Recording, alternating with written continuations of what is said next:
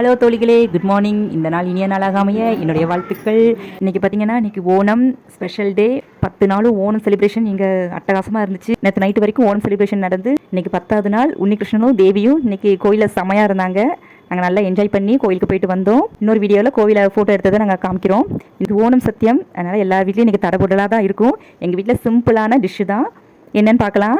அவியல், அவரைக்காய் பொரியல், காலிஃப்ளவர் பக்கோடா, சாம்பார், தயிர், ரசம், பருப்பு பாயாசம், அப்புறம் பப்படம்.